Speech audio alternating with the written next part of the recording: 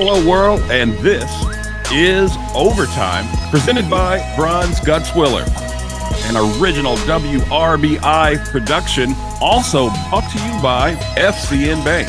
FCN, bringing stronger communities. Leon, it is 2025. It's the first chance that we've gotten together here in the new year. I hope you and your family had a great holiday season, but I'm ready to get back at it. Well, I am too, and I couldn't think of a better way to start off 2025 than to bring on another family. You know, we've had this line of bringing families on, whether it's siblings or whether it's a parent and a child or a coach and a player, but we found another unique way to kind of bring a family into it, and I'm looking forward to it. Man, we're talking about basketball royalty in southeastern Indiana. Please welcome to the program Tara, Tom, and Brad. Guys, how are you today? Just fine. Great. Fine. Good deal. So for our listeners, the folks at home that may not be familiar with Tara, Tom, and Brad, I want to let you guys introduce yourself and where you played and the year you graduated. Brad, we'll start with you.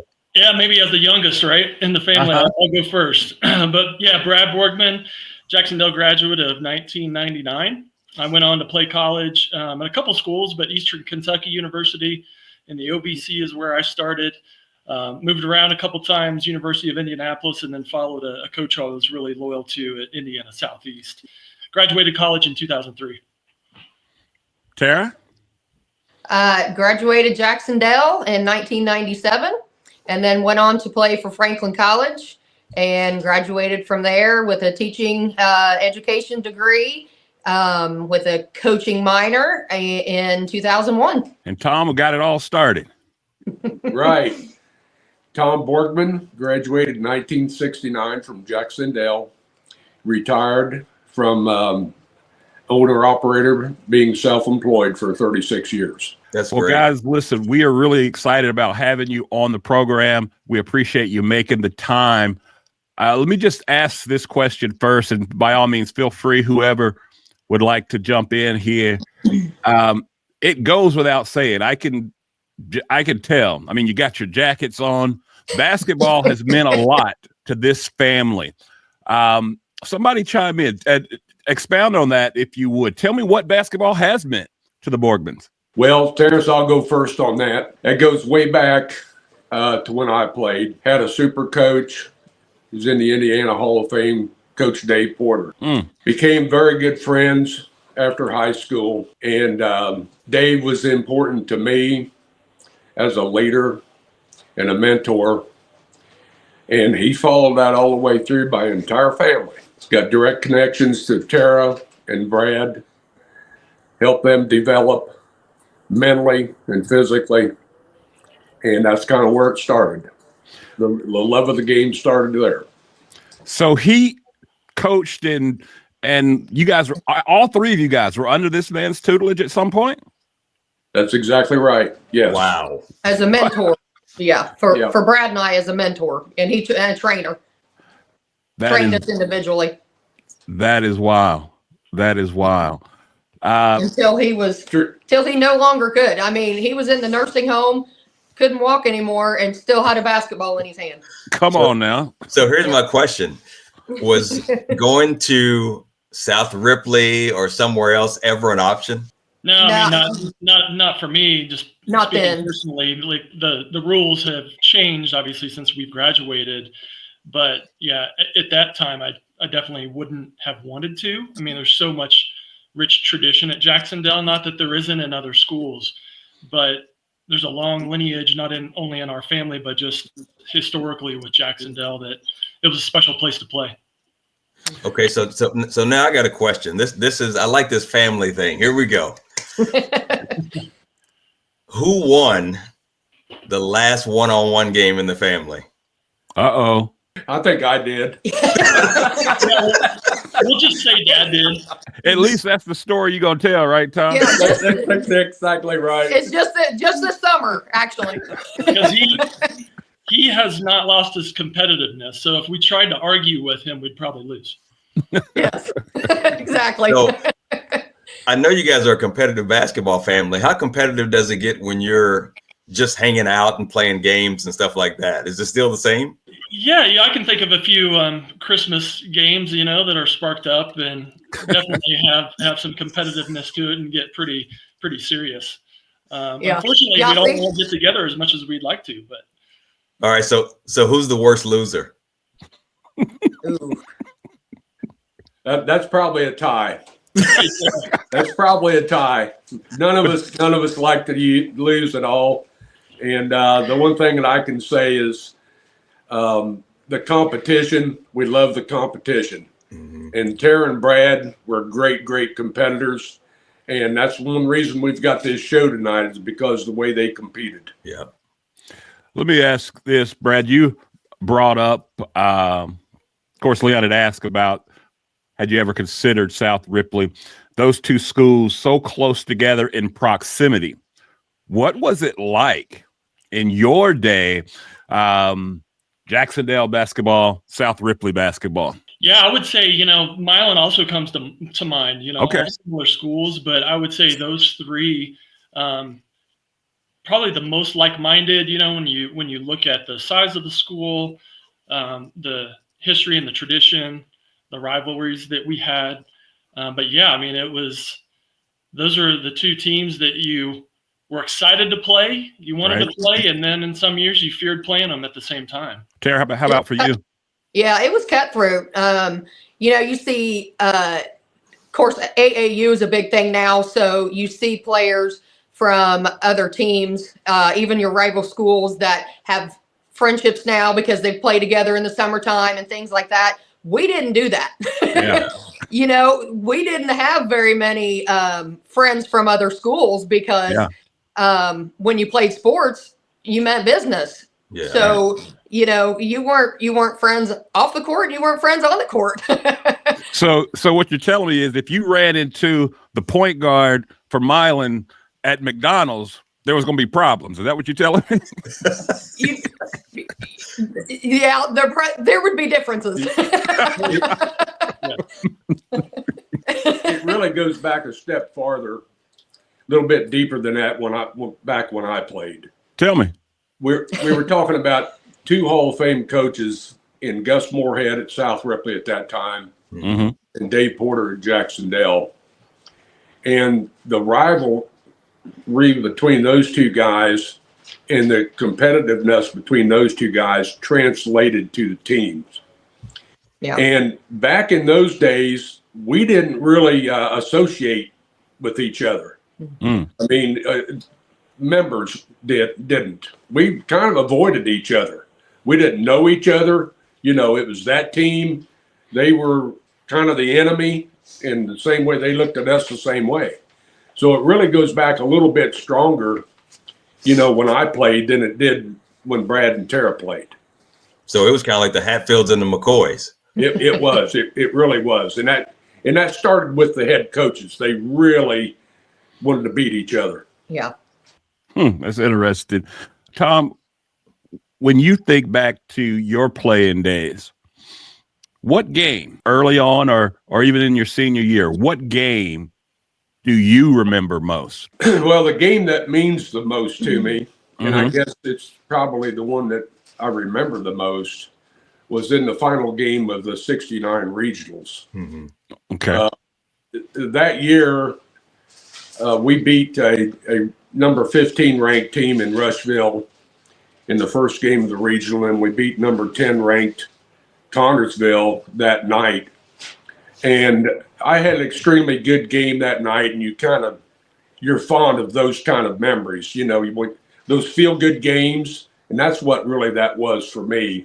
Plus it leaped us into our second semi-state showing. And that year we went up against Richmond, which the year before in the semi-state, Richmond beat us in the first game of the semi-state. So we were back to that head-to-head matchup with Richmond again, in which we did win the second year. Wow. So that propelled us. That's the game that I remember, final game of regionals in 69, because that propelled us did another matchup with Richmond. We got revenge on them. And then that night we played against George McGinnis and Steve Downing, the number 1 team in the state.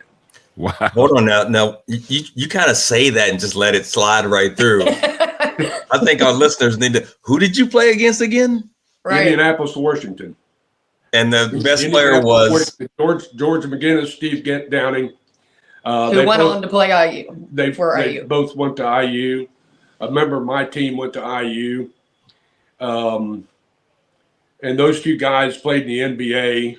And as actually their first starting 5 of that Indianapolis, Washington team played professional basketball. Wow.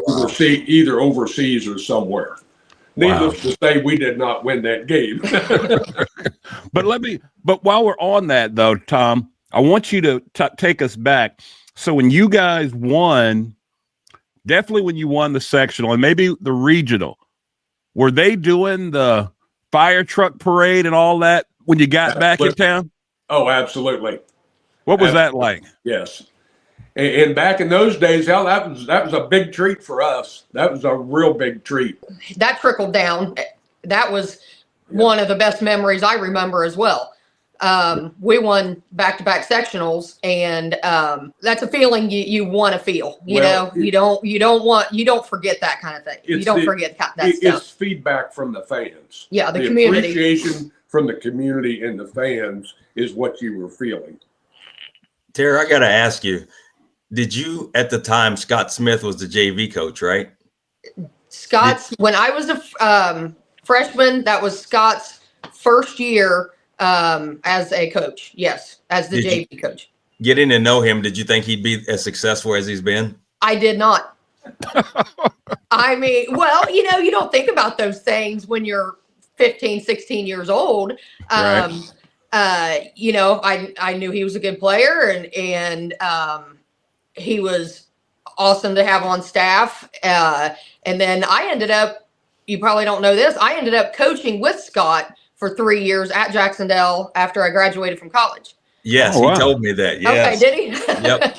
Yeah. And then I ended up getting a teaching job at Milan. So then I went to Milan and taught and coached for 6 years after that. So you coached against him a little bit. I did. What was that? He was varsity. And then I was JV over there. Okay. So, but yeah. Yeah. Brad, have you ever had a thought of going the coaching route? Funny you say that, Terrence. I mean, yes, short answer. And outside of just coaching YMCA leagues when my daughter played and when she was, I think, 6 years old, I haven't really taken it seriously until this year. So I'm on the staff as an assistant coach here in Evergreen for Evergreen High School. So yeah, this is my first official year, and I'm having a lot of fun with it. Good deal. And you probably have a few fire truck parades that you remember too, right? I believe we had one when we won the county tourney my senior year. Unfortunately, we didn't win any sectionals, which, you'd ask Dad what his most memorable game is. I could say it's one of my most memorable games that we didn't win was my senior year last game of the sectional. But yeah, I mean, to Tara's point, that's the community building aspect of sports and how powerful sports can be.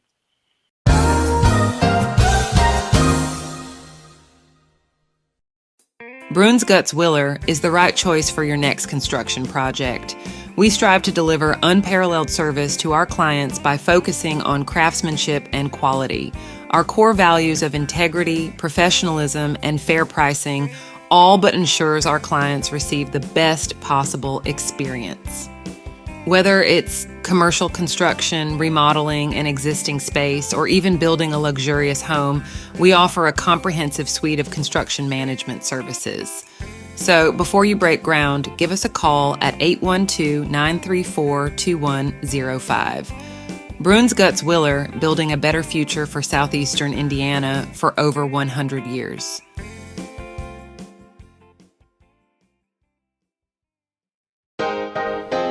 You know, Leon, one of the things that I like most about working and living in Batesville, it's the community. Batesville has a little something for everyone. And FCN Bank is the exact same way. Whether it's my personal or business needs, FCN offered me an array of banking products and services that would fit my every banking need. Don't take my word for it. You should check it out yourself at www.fcnbank.com. FCN Bank, building stronger communities. Member FDIC.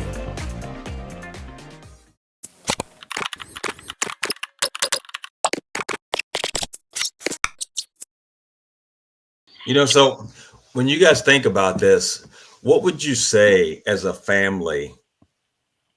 Give me 2 or 3 of the most memorable moments when you guys as a family, when everybody's in the gym and it's like, this is pretty cool, when you look around and you realize what your family had done or the history of your family.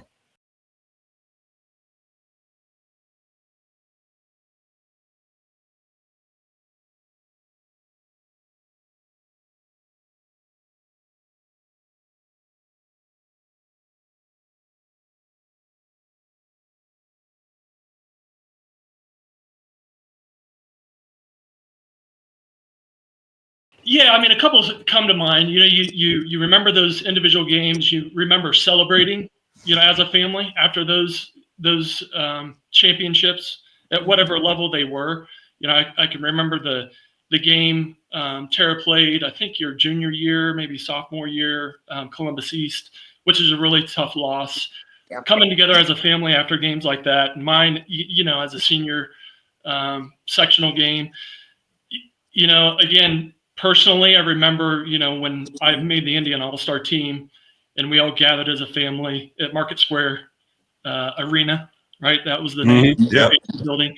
And we played a game up there and all the huge support from immediate family and friends. I mean, there's almost too many to count and talk about. Mm-hmm. That's an interesting question, Leon, because that night may not have happened yet. Because if on this Saturday night, should Tara's son, she buried the lead on that. She want to come in late. She didn't bother to tell us that piece. But her son had an opportunity to hoist up the trophy for the Ripley County Tournament on the same night that she would be getting inducted into the Hall of Fame. Wow. That might be the best family memory, right? Yeah, and Brad's coming home tomorrow for that as well. Are you serious? Oh, wow. Of course, yeah. Oh, wow. That's awesome. Now I got to root for him. I got to root for him now. You better.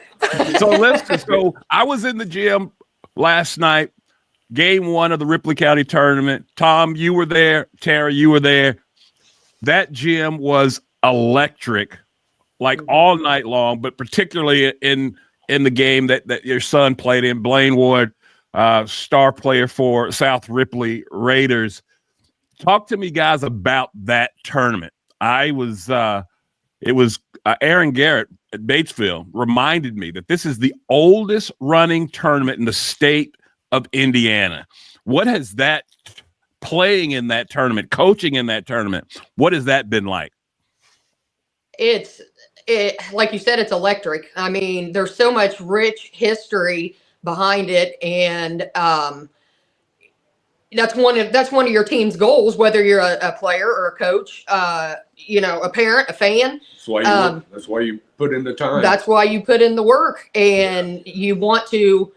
That's one of the goals. Win the conference, win the county tourney, win the sectional, and Blaine has not been able to do that yet.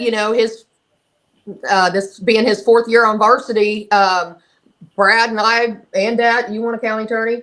Yep. We've all won a county tourney championship, so it would be really icing on the cake if we could get that championship Saturday night. And Blaine has worked so hard, just like the rest of us. I hope he can get that feeling. Yeah. So how many times do y'all throw that up in his face? Boy, sit down. You ain't even won a county tourney yet. Well, it's funny because when my stats came out, on the Hall of Fame, being inducted into that, he's like, I didn't know that. I didn't know that. I didn't know that about you. And I said, well, I don't go around bragging about it, Blaine. So you got to learn some things about your parents once in a while. You should have told him, boy, where do you think you got it from? Yeah, right. Exactly.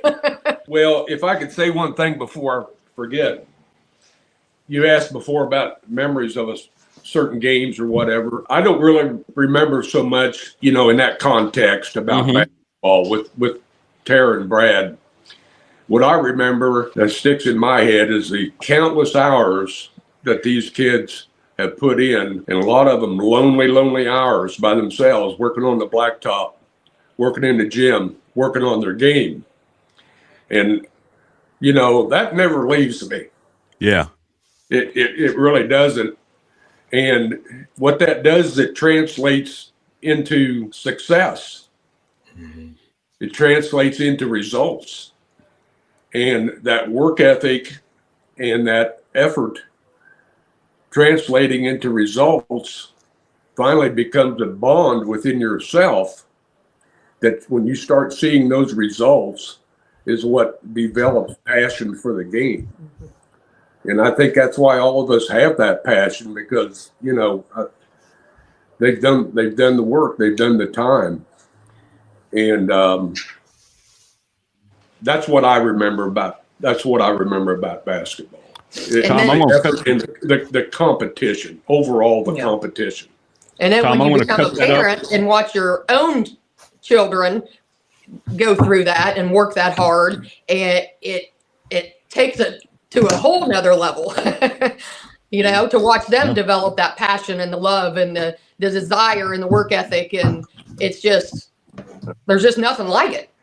I actually had a coach tell me, he said, I thought I was the most competitive person I knew until I met you. And I'm like, well, that stands to reason. I tend to get a little emotional, and we get a little excited about things. Nothing wrong with it. Brad, let me ask you this, and Tara, I'm going to let you answer this as well. Brad, when you think back, what was the one piece of advice that Tom gave you about the game that you really latched onto and helped you as a player? I don't know if it was a direct, this goes way back, but I don't know if I don't think it was a direct comment related to basketball, but it helped me with basketball. Okay. Beyond, hearing mom and dad talk about, dad's career in the games, that was an inspiration in itself, right? And a motivation in itself. But I used to work with dad doing chores a lot, mowing the yard, and he made a comment about, you always got to look back over your shoulder and check your work. Right. And that always, no matter, like in my professional career, on the basketball court, it's like, okay, where I can do that differently, I can do it better. I need to make sure that I did that as best as I could. And a lot of that came from that comment. I don't think he probably knows that, but. So Tara, what about you? Similar to that, just you're not going to get anywhere sitting on your butt. Yeah. Get your butt down the driveway. It doesn't matter if there's snow on the ground, if it's raining, whatever. You can run to the end of the driveway and back with a basketball in your hand. Yeah. And kind of like Bobby Knight said, the best teacher is your ass on the bench. And if you don't like that feeling, you better get out there and get to work. But that doesn't happen overnight. You have to be persistent with that. And then when you start seeing the results, that's when you start building that passion and say, hey, I'm a better dribbler than I was. I've been practicing on that. I'm a better free throw shooter, or whatever the element is. And I think they just kind of give up, which it's easier for them to do that nowadays. There's a lot of outside influence. And the parents aren't pushing them either. But the message for my kids, and they know this, you get out of it what you put into it. It's a pretty short message.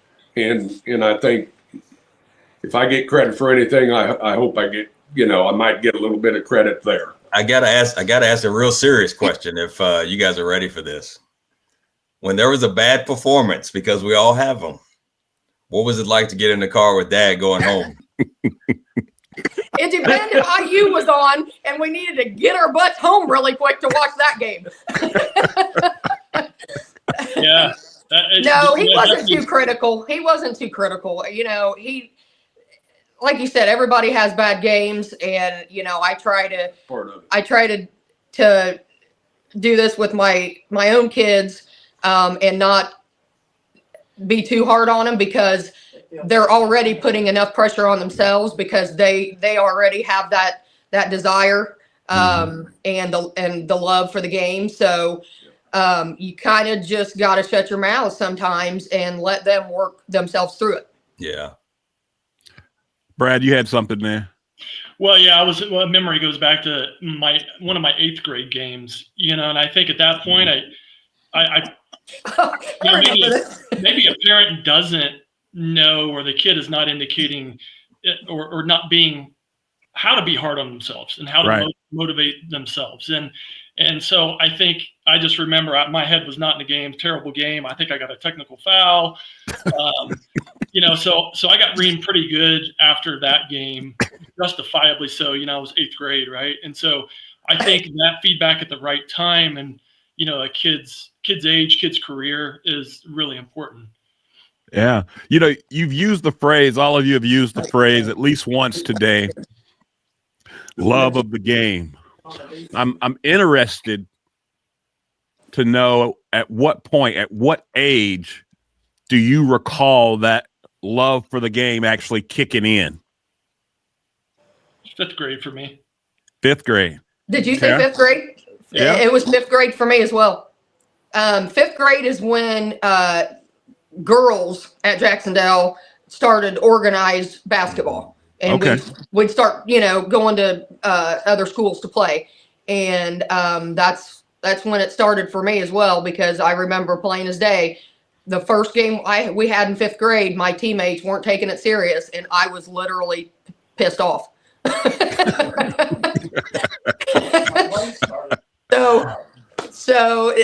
I remember long time ago. What about you, Tom? When did you really develop the love for the game? It 7th, 8th grade. Yeah. 7th, 8th grade for me. We lived on a farm, and there wasn't much time for sports.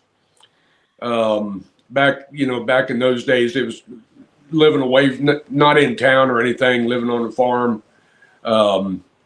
It was difficult getting back to and from school and different things like that. But when I started getting more access to the game, I can remember it was junior high. You know, one of the reasons we're even having this conversation, primarily, we were celebrating the 50th anniversary of women's basketball in the state. So, Tara, this question is for you. When you look at going all the way back to when you were in 5th grade, and you look at how the game has progressed for females and how the game itself has progressed, what would you say when you look at women's basketball today? What would you say the biggest difference is today than when you started?